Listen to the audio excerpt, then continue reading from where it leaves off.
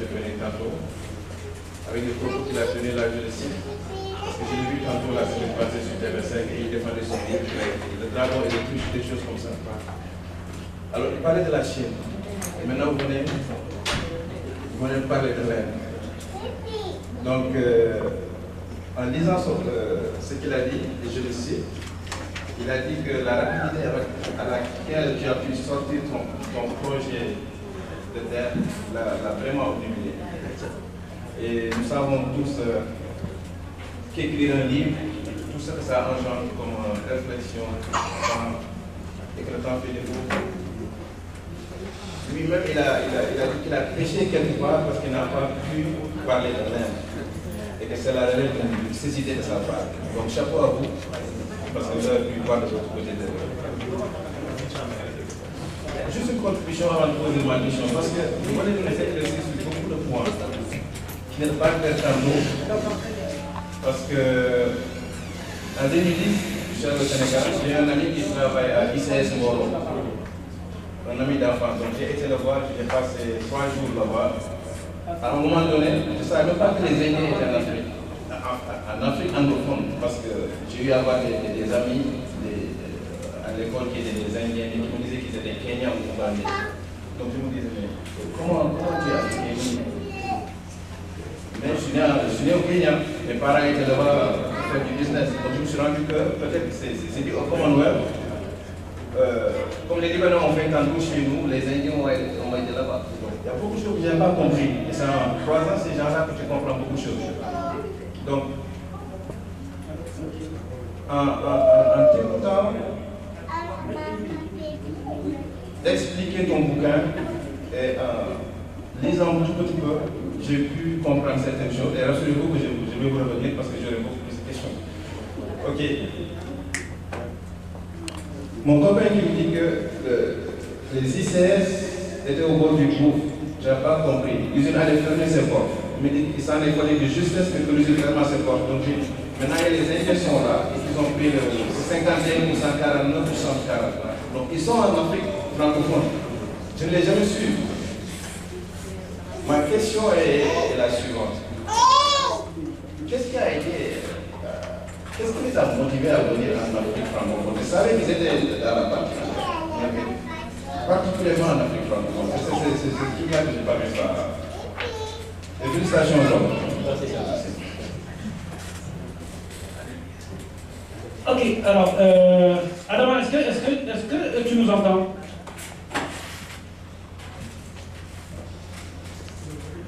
Ok, on va essayer de régler ça. Non, c'est pas. Faut que tu la directement à ce moment-là.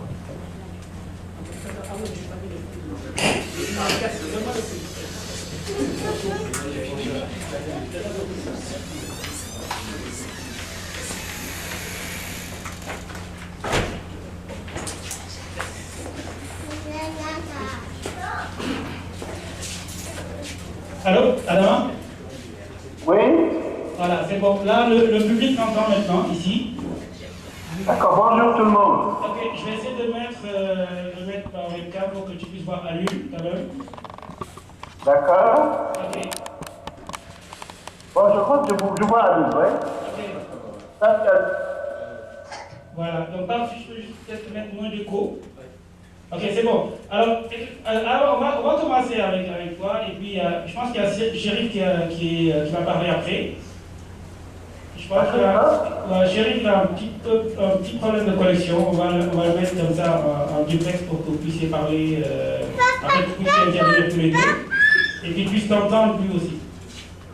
D'accord. D'accord, on va commencer. Donc moi, voilà, donc je vais te dire un petit mot sur Adama Gaye. Donc Adama Gaye, est connu comme étant un journaliste et puis un universitaire. Et puis surtout connu grâce à l'ouvrage Chine-Afrique, le dragon et le fiche. Voilà. Au point que maintenant on parle d'Adama Gaye Chine-Afrique. Voilà. D'ailleurs, j'espère qu'on va peut-être bientôt parler d'Alioune Diaye et l'Afrique aussi. Hein. Absolument. Voilà. Ok, donc c'est ça. Alors moi, donc la première question, d'abord, vous avez lu l'ouvrage, vous l'avez préfacé. Donc, juste comme ça, en mots, donc sur cet ouvrage. Et puis, la raison nous a poussé à le faire passer, quoi. Juste comme ça, pour débuter. Merci d'abord pour cette invitation. Merci à nos amis qui suivent ces débats. Et merci aussi à la technologie qui permet cette interaction entre vous étant de l'autre côté de l'Atlantique et nous étant ici du côté du Sénégal.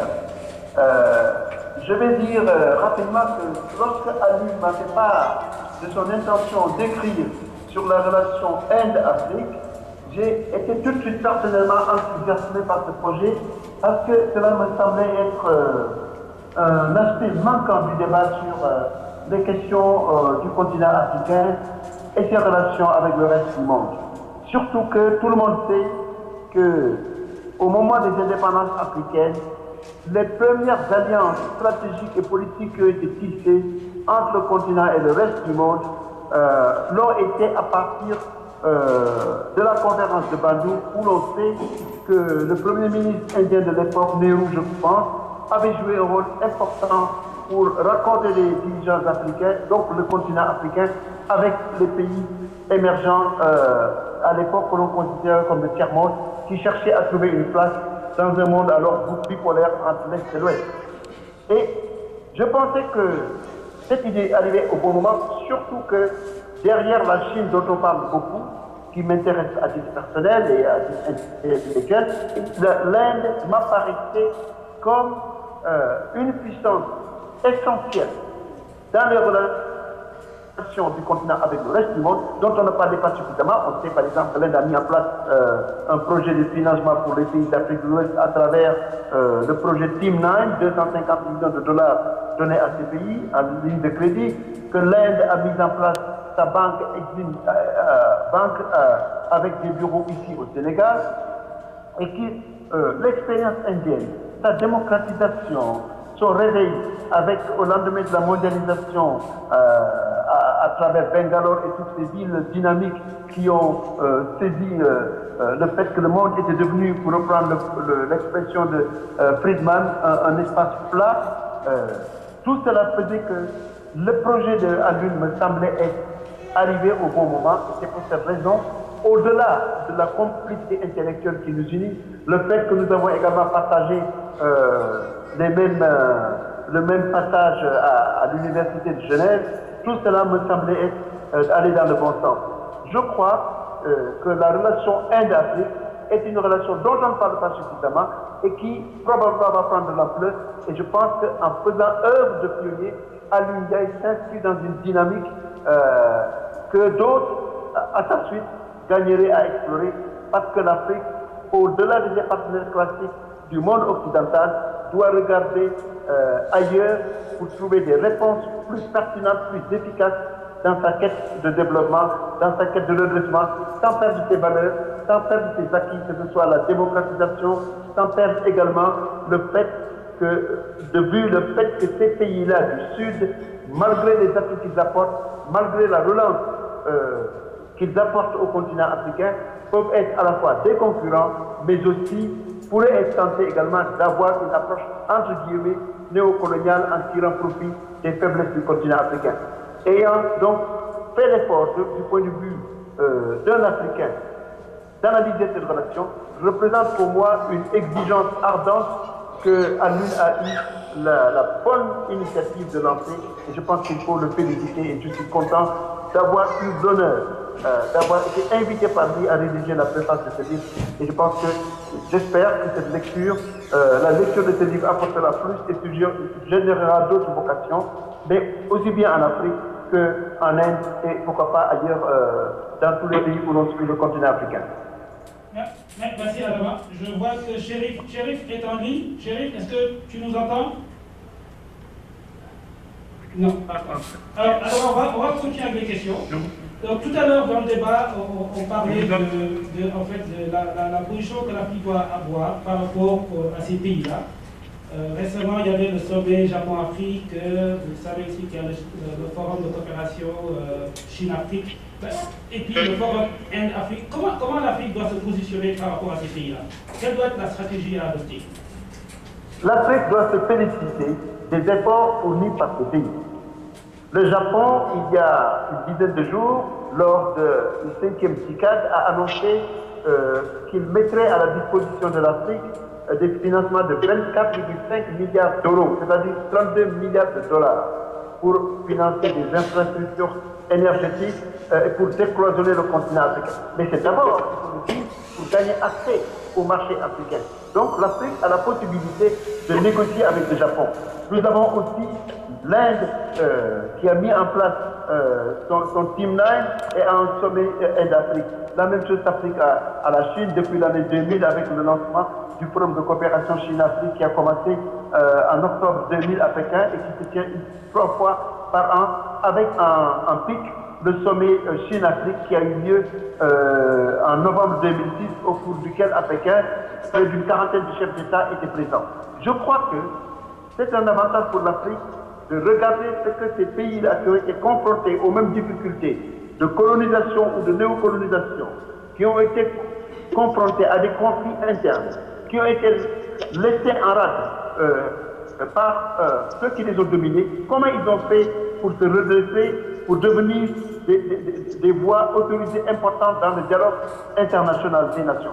Il ne faut cependant pas perdre de vue le fait que dans la compétition idéologique, intellectuelle, ces pays-là qu'on a présenté à travers l'acronyme BRICS, qui a été lancé par l'ancien banquier Mr. Jim O'Neill, qui a quitté la grande banque américaine de novembre dernier.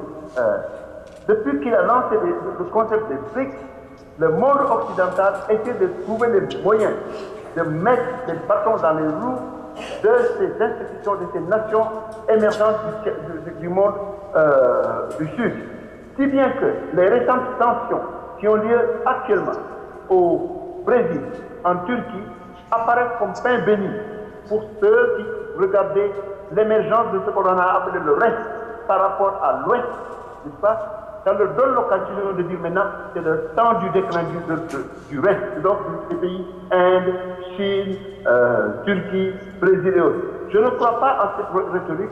Je pense que ce partenariat que les pays africains peuvent avoir avec ces pays du Sud peut être à leur avantage parce que ces pays-là ont pu réaliser leur indépendance, sont devenus plus souverains, sont en mesure de mettre en place des infrastructures de qualité, des chemins de fer en Inde, en Chine, pour ne citer que cet exemple, la démocratie indienne, l'émergence du Japon après la Deuxième Guerre mondiale. Tout cela, je pense, fait que l'Afrique aujourd'hui, qui doit pouvoir se sortir du dialogue mano à mano avec les pays occidentaux, je pense que ça arrive au bon moment, parce que si ces pays-là ne s'étaient pas intéressés à l'Afrique, ce continent africain qui avait été laissé pour mort après la fin de la guerre froide, qui avait été laissé en sous-contrat aux institutions financières internationales, Banque mondiale, FMI, n'aurait plus les couleurs n'aurait pas eu les couleurs qu'il a aujourd'hui. Je crois que tout cela concourt et contribue à donner à l'Afrique un bargaining power, une possibilité de négocier davantage sur une position forte, en se basant sur ses ressources naturelles, en se basant sur une démographie, un dividende démographique qui va jouer un rôle important, parce que l'Afrique, en l'an 2050, aura 2,5 milliards d'habitants, et en se basant enfin sur ses avantages naturels, les terres arables et sa voie politique qui va de plus en plus peser. Je pense qu'il faut créer une relation stratégique avec un continent africain qui développera un agenda dans son dialogue avec les autres, et cela exige encore une fois que nous ayons une attitude informée et exigeante dans la relation avec ce pays. C'est pourquoi, encore une fois, l'œuvre de M. Aline Ndiaye arrive à point nommé pour au moins jeter des balises, des bases du début de réflexion sur la relation avec l'Inde. Il faut que d'autres Africains intellectuels, acteurs politiques et autres se lancent dans la mêlée et défrichent le terrain au lieu de laisser